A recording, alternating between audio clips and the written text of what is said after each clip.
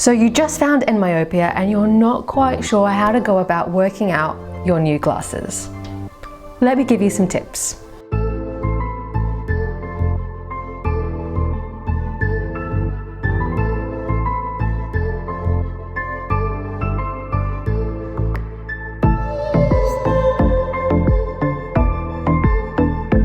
Hi, I'm Jem and I'm following Jake Steiner's EndMyopia method to get back to 20/20 vision and life without glasses.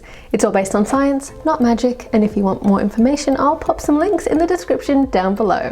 Quite often I get people in the comments of my YouTube videos asking me what correction of glasses they need for their vision improvement journey. And when you start the EndMyopia method, it can be really confusing. You don't know where to start. So you ask people. Quite often you'll find that people in the EndMyopia community respond to this type of question by saying, "I can't help you. You need to figure out this answer by yourself." And I remember it can be frustrating because you don't know where to look, you don't know where to start. And it feels sometimes like everywhere you turn to try and find the answer, it's just another post where someone has said, "I can't help you." It's overwhelming. But in fact, people in the EndMyopia community who are saying this are saying it for a few really good reasons. I'm not an optician, an optometrist, an ophthalmologist. I'm in no way a medical or eye health professional, so I cannot give you advice on what correction you need for your eyes. I also can't see with your eyes. I don't know what things look like to you, and you need to be able to understand this for yourself. So if you have to understand it for yourself, but everywhere you look you just find another person saying, "I can't help you, you have to work it out for yourself," where do you turn to get this information? How do you get from where you are now to being at the point where you can understand it and work it out for yourself? Well, I hope this video will help. And if this video helps you in any way, please remember to like and leave a comment, and do consider subscribing. It really helps me out and I appreciate every single interaction you guys give me on these videos. When it comes to working out your correction for EndMyopia glasses, there are already some great resources out there on endmyopia.org, on the wiki, in Jake's videos, and in other EndMyopia student videos. And I'll link as many of these below as I can find. But I also want to give you all the information right here in this video that you need that will help you get started. Step 1 is to work out where you're at now. Do you know the correction that you're wearing in your current pair of glasses? If not, this is information that would be really helpful for you to get. Contact your optometrist and ask them what your current correction in your glasses is. Now, you might find that they're reluctant to tell you. I found this and I was quite surprised because I had no idea that they could get a bit cagey about this. You might find that they want you to go into the optometrist's office to sign legal papers to say that what you do with these numbers they are not responsible for, or they might even tell you that your correction has expired. In which case they'll want you to go in for a new checkup. Going for a checkup on your vision to find out your current measurements actually isn't a bad idea anyway. You might find that your eyes have changed a bit since your last pair of glasses. They might have gotten worse, and it's good to know the actual numbers that you're starting from. Who knows, you might even find an optometrist who is willing to support you in this journey, but they are rare. If neither of these are options for you, you can always use the EndMyopia calculator. You should do this anyway when you're first starting your EndMyopia journey because it's important that you learn how to measure your own vision. I'll link some videos on how to use this resource up in the corner and down below.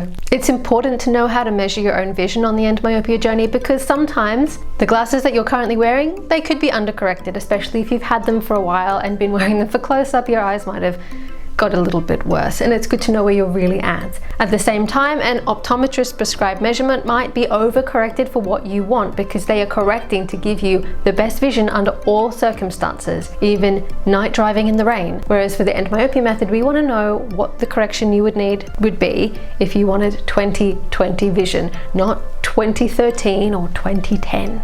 And you also want to know how to measure your own eyesight because you need to keep track of your progress. Once you know what correction your current glasses are, or at least what correction they should be, you can start thinking about buying your first pair of EndMyopia glasses. In EndMyopia, we have 2 pairs of glasses. One for close-up work, like when you're at your computer, which we call differential glasses. And one for distance and everyday activities, which we call normalized glasses. And you don't swap your full current glasses for a pair of differentials and a pair of normalized first up all in one go. We start with our differentials. Differential glasses are a bit weaker than your normal glasses because you only need to see clearly in them up to about 60 centimeters. You don't need to see clearly in your differential glasses all the way off into the distance. Depending on how far away you tend to sit from your screen, you might need to drop about 1 diopter or maybe even 2 diopters from your full correction. Side note, diopters are just a unit of measurement, the same way a centimeter is a unit of measurement of distance and an hour is a unit of measurement for time. Diopters are a unit of measurement for the strength of a lens. But note, more blur does not equal more progress. You just need the right amount of blur that will stimulate your eyes into responding by bringing in better vision. And you might not know how much blur your eyes will respond to. And there is no shortcut answer that I know of for working that out. It's just trial and error. So you have to begin with a correction and just pay attention to what your eyes are asking for. Is there enough blur challenge or is there too much? And adjust accordingly. For me, I got glasses that were 1.5 diopters lower than my full correction. I have found this works very well for me. If your full correction is -2 diopters or lower, you might find that you can see your computer screen quite well without any correction at all. In which case, you don't need differential correction. For you, your differentials would just be taking off your glasses. But make sure that when you do this, you don't end up leaning forward and hunching and cricking your neck and your back. That's not good for your eyesight. That posture, all your muscles are connected in together, so good posture is important. And also, you don't want to be straining your neck and back to see. What you need to be doing is challenging your eyes.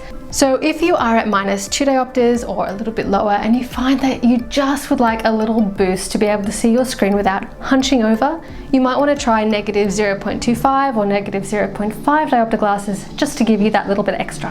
Wear these new differential glasses for your close-up for the next 6 weeks while continuing to wear your full correction for your normal everyday, more dynamic activities. Why? It gives your eyes a chance to relax because they're no longer being overcorrected for close-up.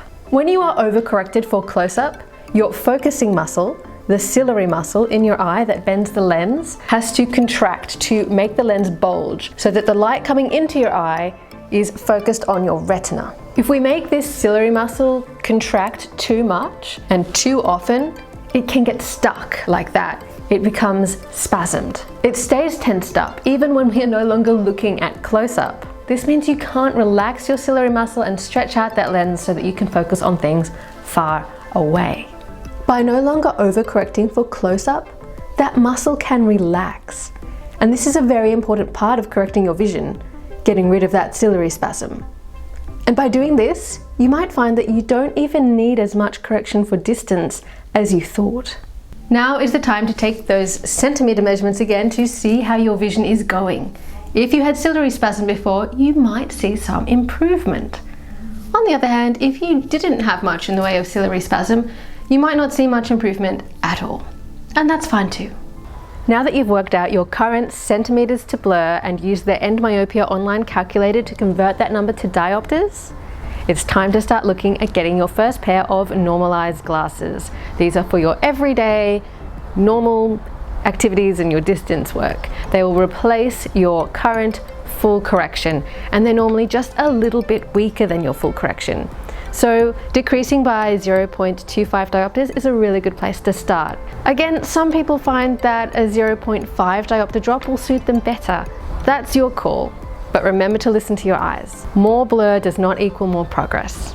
Or if you've seen some significant improvements since starting to wear your differentials, you might want to start by getting glasses that your centimeters suggest would be your new full correction and seeing how that feels. So you see, there are lots of variables that mean what glasses correction you should be wearing is something that you should be telling us, not us telling you. But hopefully this will give you some help along the way and give you some ballpark figures to work with. I know I haven't talked about more complex corrections.